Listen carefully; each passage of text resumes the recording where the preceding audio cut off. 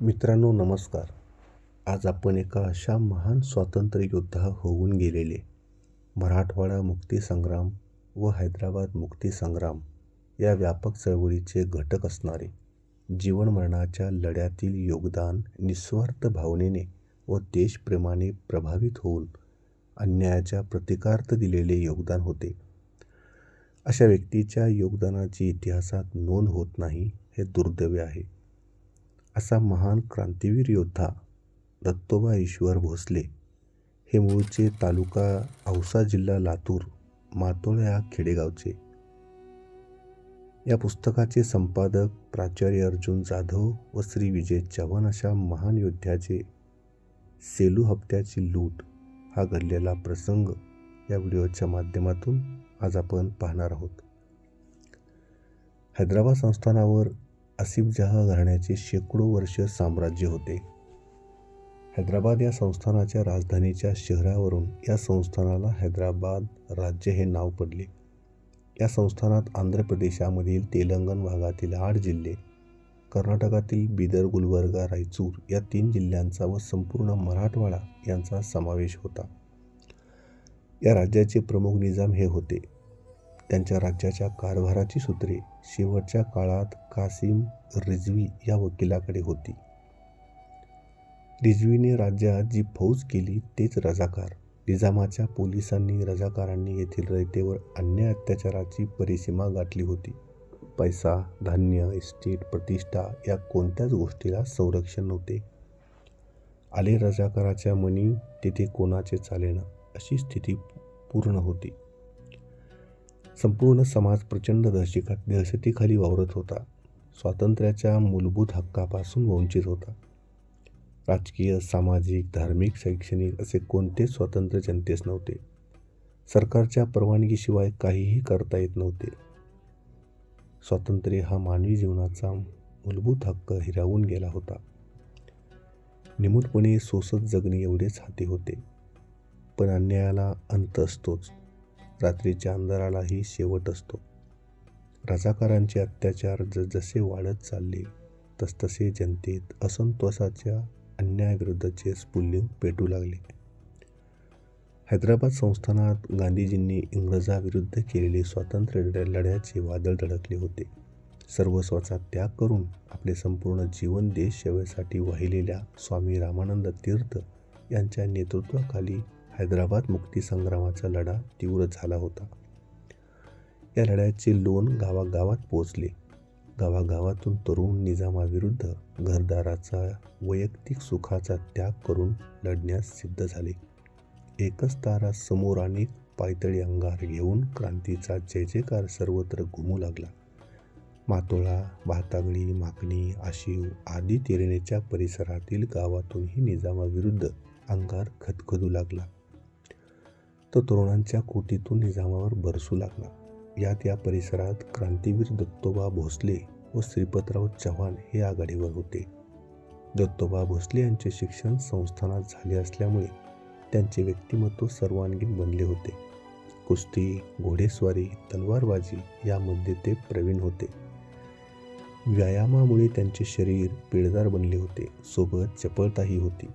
विद्युलतेप्रमाणे चपळता त्यांच्या अंगी बनली होती. त्यामुळेच रजाकारांवर आकस्मिकपणे हल्ले करून त्यांना ठार मारून घायाळ करून त्यांच्याकडील दारुगोळा, शस्त्रे घेऊन रजाकारांच्या पोलिसांच्या लक्षात येऊन ते पूर्णपणे सावरण्याच्या आतच गायब होता. नाना पाटील ज्याप्रमाणे शेवटपर्यंत इंग्रजांच्या हाती लागले नाहीत, नाना युक्त्या प्रयुक्त्याने इंग्रजांना गुंगारा देत राहिले, तसेच दत्तोबाही शेवटपर्यंत निजाम पोलिसांच्या किंवा रजाकाराच्या हाती लागले नाहीत. अगदी तशाच आख्यायिका मातोळा, आशिव, नांदुर्गा, भातागळी, लोहारा परिसरात आजही दत्तोबा यांच्याबद्दल ऐकायला मिळतात. संपादक विजय चव्हाण यांच्या शब्दात, मी 59 व 62 या काळात मातोळ येथे शिकावयास होतो. तेव्हा त्या काळातील माझ्या वर्गमित्राकडून व इतरांकडून त्यांच्याबद्दल आख्यायिका ऐकायला मिळतात. त्या परिसरातील स्त्रिया जात्यावरही ओव्यामधून दत्तोबांच्या कर्तृत्वाचे गोडवे गात. त्या काळातील खाजगी वाहतूक करणारी सर्व्हिस मोटार दत्तोबा त्यांच्या गतीने पळत असे. माझ्या वर्गमित्राने सांगितल्याचे स्मरते. वरून वरून वायुगतीने ते एका ठिकाणाहून दुसऱ्या ठिकाणी जात दत्तोबांच्या स्वतंत्र भारतातील उस्मानाबाद बार्शी भागातील कॅम्पशी सतर्क संपर्क होता. या कॅम्पातील अनेक चळवळीतील ते सामील असत. गतिमान घोड्याला जागेवरच थांबवण्यात वाकबगार होते. भीमाने जरासंधाला चिरून मारल्याचे पुराण ऐकले होते. अगदी तसेच त्यांनी एका रजाकाला मारल्याची चर्चा परिसरात होती. श्रीपतराव चव्हाण हे भातागळी तालुका लोहारा येथील सुपुत्र. ते व त्यांच्या सोबतीने त्यांचे लहान बंधू हरिदासराव व गोरखनाथ पवार आदी राजस्थान विद्यालय लातूर येथे शिकत होते. ते 6वीच्या वर्गात होते. खंडोबा गल्लीतील ओम नमः शिवायच्या वाड्यात राहत होते. लातूरात आर्य समाज चळवळ जोरात होती. याच काळात महाराष्ट्र परिषदेचे 6वे आयोजन लातूरात झाले. राजस्थान विद्यालयातील शिक्षक वृंद मुक्तीसंग्रामाच्या विचाराने भारलेले होते. त्यांचे चळवळीतील विद्यार्थ्यांना प्रेरणा व मार्गदर्शन असे. श्रीपतरावांवर सुभाषचंद्र बोस यांच्या कार्याची व विचारांची मोहिनी पडली होती. सुभाषचंद्र बोस यांचे चरित्र वाचण्यात आल्याने त्यांच्या धाडसी व देशप्रेमी वृत्तीपासून श्रीपतरावांना प्रेरणा मिळाली. लातूरातील वातावरणही ढवळून निघाले होते. चंद्रशेखरदादा वाजपेयी, बाबासाहेब परांजपे व इतर असंख्य लोक निजाम सरकारच्या विरोधात लढत होते. त्या काळातील युवकांचे हे प्रेरणास्थान होते. स्वामी रामानंद तीर्थ त्यांच्या त्यागी व तपस्वी नेतृत्वाखाली स्टेट काँग्रेसची चळवळ जोरात चालली होती. श्रीपतरावांनी त्या काळात स्वतःच्या शिक्षणापेक्षा स्वातंत्र्य चळवळीला अतिशय महत्त्व दिले. त्यांनी हातबॉम्ब बनविण्याचे प्रशिक्षण घेतले. लातूरातील बार्शी रस्त्यावरील करोडीगिरी नाक्यावरील हल्ल्यात त्यांचा सहभाग होता. एकदा ते लातूरहून सुट्टीत गावी आले असता भातागळीतील श्रीपतराव कुलकर्णी, नागोराव जगताप आदींना त्यांनी हातबॉम्ब कसा तयार करतात व स्फोट कसा करतात त्याचे प्रात्यक्षिक त्यांच्या आग्रहावरून दाखविले. भातागळी व आशिव जवळ असल्यामुळे देवीसिंग गुरुजींची व त्यांची जवळीक झाली. गुरुजींचे त्यांना वेळोवेळी मार्गदर्शन लाभले.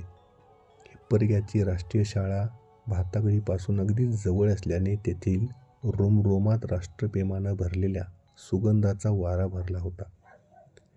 विश्वंभरराव हराळकर हेही त्या काळातील अनेकांचे मार्गदर्शक होते.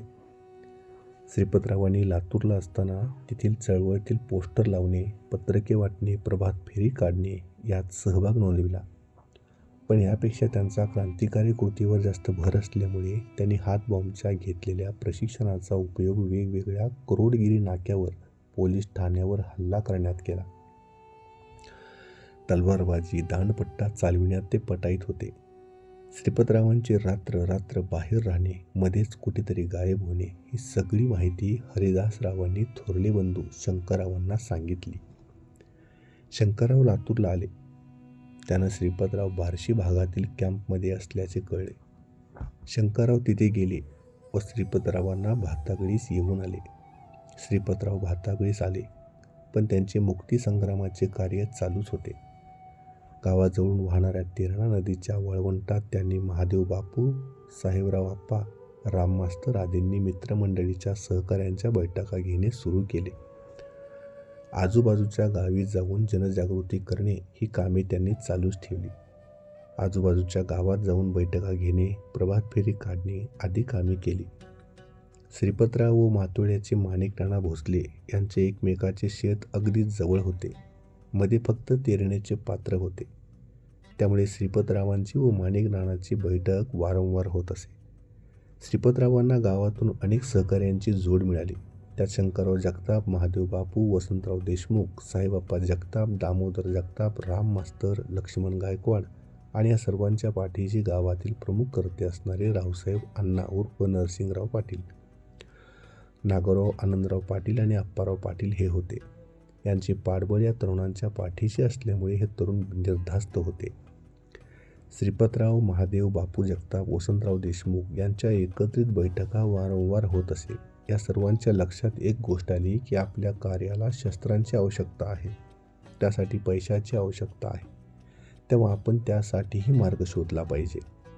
यातूनच त्यांच्या लक्षात आले की आजच्या औसा तालुक्यातील शेलू या गावचा महसूल हप्ता त्या काळच्या तालुका लोहारा येथे जमा होण्यासाठी जातो आणि तो बैलगाडीने जातो व त्यांचा मुक्काम बाबाराव पाटील यांच्याकडे असतो. एका परीने महादेव बापूंच्या घरात हा मुक्काम असे. तेव्हा तो महसूल लुटायचे असे त्यांनी ठरवले. माणिकनाना भोसले यांच्यामुळे दत्तोबा भोसले यांच्या कर्तृत्वाची कीर्ती भातागळीकरांना माहीत झाली होती. त्यामुळे दत्तोबांना भेटण्यासाठी महादेव बापू व श्रीपतराव मातोळ्यास गेले. दत्तोबांनी संमती दिली. त्यांनीही मातोळ्यातील श्री माणिकनाना भोसले, शेषराव भानदासराव भोसले, गारुड्या कायकाडी यांना सोबतीला घेण्याचे ठरवले. सगळ्यांनी मिळून हप्ता लुटण्याची योजना तयार केली. गाडी व गाडीतील प्रमुख लोक कोण आहेत, किती लोक आहेत, त्यांच्याबरोबर हत्यारे कोणते आहेत, महसूल खजिना गाडीत कोणत्या जागी ठेवला आहे, या सर्व बाबींवर त्यांच्या हालचालींवर लक्ष ठेवण्याची जबाबदारी महादेव बापू जगताप यांच्यावर सोपविण्यात आली व गाडी घरापासून लोहाऱ्याकडे जावयास निघाली की त्याची कल्पना देण्याची जबाबदारी वसंतराव देशमुख यांच्यावर सोपवण्यात आली. बाकीचे सर्वांनी लोहाराच्या गावाबाहेरच्या पाणंद रस्त्याला शस्त्रसज्ज होऊन थांबवण्याचे ठरले. क्रांतीवीर दत्तोबा यांच्याकडे या सर्वांचे नेतृत्व सोपवण्यात आले. ते त्यांच्या मातोळ्यातील सहकार्यासह येऊन थांबले. ठरल्याप्रमाणे सेलूची महसूल घेऊन जाणारी बैलगाडी भातागळीस मुक्कामासाठी आली. महादेव बापू पाहुण्यांना चहापाणी देण्याच्या निमित्ताने बैठकीतच गोठमळत राहिले. पोलीस पाटील, महाली पाटील, कुलकर्णी, रामोशी व गाडीवान असे 6 माणसे गाडीसोबत असल्याची खात्री त्यांनी करून घेतली. पाहुण्यांचे जेवणखाण झाले. ते निर्धास्त झोपी गेले. पहाटे 4 वाजता सर्व पाहुणे उठले. सर्वांनी प्रात्यविधी उरकले. चहापान झाले. महादेव बापू व वसंतरावांना रात्रभर डोळ्याला डोळा लागला नाही. दोघांवर फार मोठी जबाबदारी होती. त्यामुळे तेही पाहुण्यांच्या सोबतच उठून चहापाणी देण्यात गुंतले होते. महादेव बापूंनी परत एकदा महसूल बैलगाडीत नेमका कुठे ठेवला आहे हे पाहून ठेवले. बैलगाडी हलली. वसंतरावांनी दत्तोबा, श्रीपतराव व सर्व सहकाऱ्यांना निरोप देण्यासाठी धूम ठोकली. महादेव बापूही लगेच आवराआवर करून गावातील मधल्या वाटेने लोहारा रस्त्याला आले. दत्तोबांना व सर्व सहकाऱ्यांना गाडीत 6 माणसे असल्याचे सांगितले. रामोशी याच्याजवळ मात्र हत्यार असल्याचे सांगितले. सर्वजण सावध होऊन बैलगाडीची वाट पाहू लागले. श्री दत्तोबा भोसले, श्रीपतराव चव्हाण, महादेव बापू जगताप, साहेबराव जगताप, राम मास्तर जगताप, लक्ष्मणराव गायकवाड, दामोदरराव जगताप, वसंतराव देशमुख, माणिकनाना भोसले, गारुड्या कायकाडी असे सर्वजण यात आघाडीवर होते. प्रत्येकजण सशस्त्र होता. सर्वांनी तोंडावर मफलर गुंडाळले होते. दत्तोबा मात्र घोड्यावर आलेले होते. बैलगाडी पाणंदात येताच दत्तोबा व श्रीपतराव तलवारी घेऊन समोर गेले. साहेबप्पा जोरात आवाजात म्हणाले, गाडी रोको. गाडीवान दचकला. भोवताली शस्त्रसज्ज माणसांचा गराडा पाहून त्याची बोबडीच वळली. गाडी जागेवरच थांबली. गाडीच्या समोर साहेबराव जगताप, माणिकनाना भोसले व गारुड्या कायकाडी थांबले व पाठीमागच्या बाजूस राम मास्तर, दामोदरराव जगताप थांबले. गारुड्या कायकाडी यांनी गाडीचे चू धरून ठेवले. एका बाजूने श्रीपतराव व दुसऱ्या बाजूने लक्ष्मणराव गायकवाड गाडीवर चढले. लक्ष्मणराव गायकवाडांनी आक्रमण हेच संरक्षण या नात्याने एक प्रथम वार रामोशावर हल्ला केला. रामोशाने प्रतिकाराचा प्रयत्न केला, पण अपुऱ्या जागेमुळे व अचानक झालेल्या हल्ल्याने त्याला संधीच मिळाली नाही. लक्ष्मणरावांच्या हल्ल्याने तो रक्तबंबाळ झाला. घाबरून ओरडू लागला. गाडीवानाला श्रीपतरावांनी तलवारीने धमकावले. तेव्हा गायावाया करू लागला. बाका प्रसंग बघून पाटील, कुलकर्णी सर्वांनी गाडीच्या मागच्या बाजूने पटापट उड्या मारल्या. तेव्हा समोर दत्तोबा उभे होते. त्यांना साहेबरावांनी आणि माणिकरावांनी गारुड्या कायकाड यांनी साथ दिली. आपली धडगत नाही हे ओळखून पाटील, कुलकर्णी गायावाया करू लागले, पाया पडू लागले. खजिना घेऊन जा, पण आम्हाला मारू नका असे म्हणाले व त्यांनी गाडीतला खजिना दाखवला. श्रीपतराव व लक्ष्मणरावांनी तो खाली उतरून घेतला.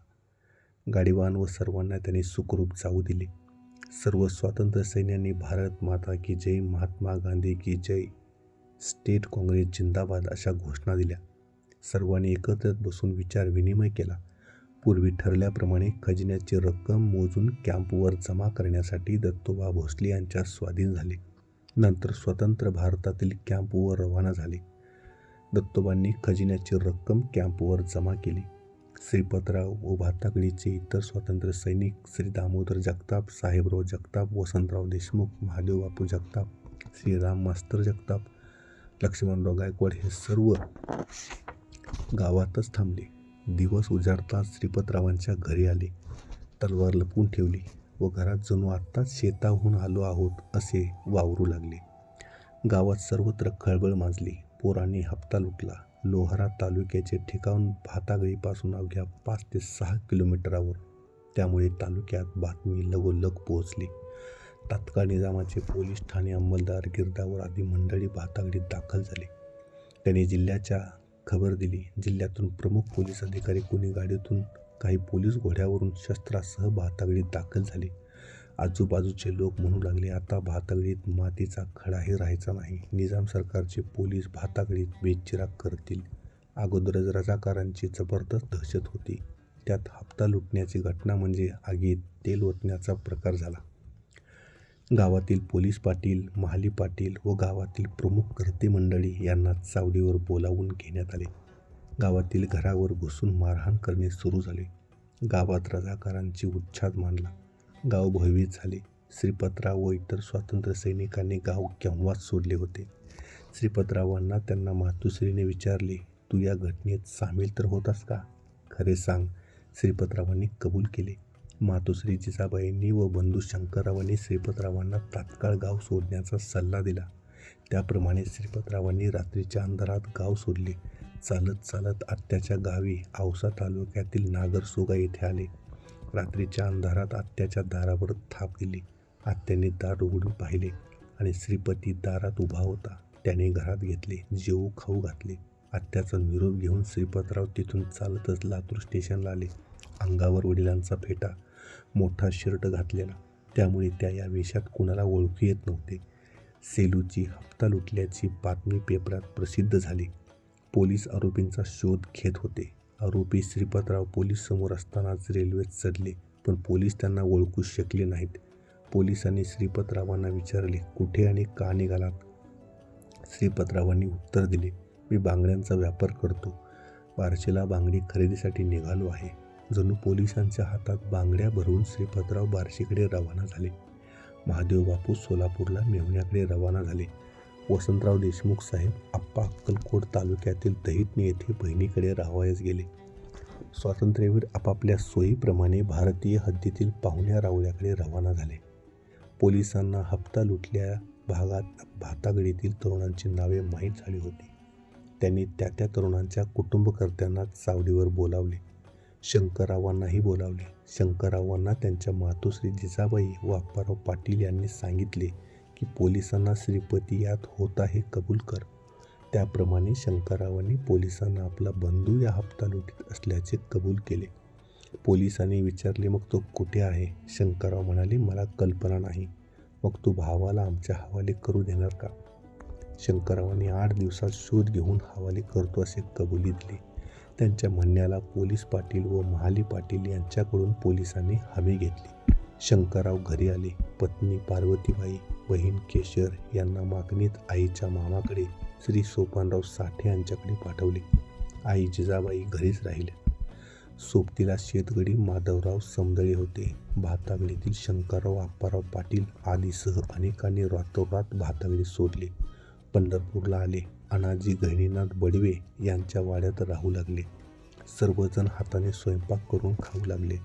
हे सर्वजण आरोपी सापडत नाहीत म्हणून अटक झालेले गावातील प्रमुख पोलीस पाटील व महाली पाटील आधी जामिनीवर सुटून आले. त्यानंतरच गावाकडे परतले. दत्तोबा भूमिगत राहून सतत कार्यरत होते. रजाकाराच्या हद्दीत एखादे क्रांतिकारक कार्य करून ते लगेच भारतीय हद्दीतील कॅम्पवर दाखल होत होते. रजागर भातागळी गावाला खूप त्रास देत असल्याने दत्तोबा भोसले यांच्या कानावर गेले. रजाकाराचा कॅम्प भातागळीत मुक्कामास असून ते लोकांना जर्जर करून सोडत आहेत. धान्य, कोंबडे, बकरे विनामोबदला लुटून नेत आहेत. गावातील सर्वांना वेठीस धरल्याप्रमाणे वागवत आहेत. हे समजल्यावर गोडसे हे ज्यांच्या रोमात भिनले होते ते क्रांतीवीर दत्तोबा भोसले गावापासून जवळच माळावर घोड्यावर बसून आले. सोबत आणखी एक सहकारी होते. माळ रानात गुराखी गुरे चारीत होते. त्यांना दत्तोबांनी जवळ बोलावून घेतले. गुराखी पोरांना सांगितले, तुम्ही आता लगेच गावात गुरे घेऊन जा. गुरे पळवत न्या व गावात गेल्यावर का लवकर आलात, गुरे एवढी पळवीत का आणलात असे विचारले तर त्यांना सांगा, घोड्यावर बसून दत्तोबा भोसले व आणखी एक जण खांद्यावर बंदूक घेऊन आले आहेत. त्यांना घाबरून आम्ही पळून आलो. गुराखी पोरांनी लगेच आज्ञापालन केले व गावात गुरे पळवत घेऊन आले. रजाकारांनी विचारले, क्यों भाग रहे हो, क्या सैतान पीछे पडा है? तेव्हा गुराख्यांनी दत्तोबांनी सांगितल्याप्रमाणे उत्तर दिले. दत्तोबांचा दरारा पहा रजाकाराचा संपूर्ण कॅम्प अवघ्या 4-5 तासात हल्ला. रात्रीच्या वेळी एकही पोलीस भातागडीत थांबला नाही. भातागडीची त्रासातून दहशतीतून सुटका झाली. हे घडले ते दत्तोबा भोसले यांच्या दहशतीमुळे. कारण दत्तोबांनी अक्षरशः भीमाने जरासंधाला जसे चिरून मारले होते तसे एका रजाकाराला यापूर्वी मारले होते. त्यामुळे रजाकार दत्तोबांचे नाव उच्चारले तर किंवा ते चळाचळा कापत असत. इकडे हैदराबाद संस्थानातील सर्व घडामोडीवर भारत सरकार लक्ष ठेवूनच होते. सरदार वल्लभभाई पटेल यांच्या पुढाकाराने भारतीय सैन्याने निजामाच्या राज्यावर आक्रमण केले. 13 सप्टेंबर ते 16 सप्टेंबरच्या घटनेमुळे निजाम भयभीत झाला व निजामने भारत सरकारपुढे शरणागती पत्करली. 17 सप्टेंबर 1948ला हैदराबाद संस्थान स्वतंत्र झाले. भारतीय संघराज्याचा घटक बनले. सर्व स्वातंत्र्य सैनिक व त्यांचे कुटुंबीय यांच्या त्यागाचे सार्थक झाले. भातागडी मातोळ्यातील सर्व स्वातंत्र्य सैनिक सन्मानाने आपापल्या गावी परतले. गावकऱ्यांनी त्यांच्या आनंदाने जल्लोषात स्वागत केले. निजामाच्या रजाकारी अत्याचाराने जर्जर झालेली गावे आपल्या वेदना विसरून स्वातंत्र्यवीरांच्या स्वागतात रमले.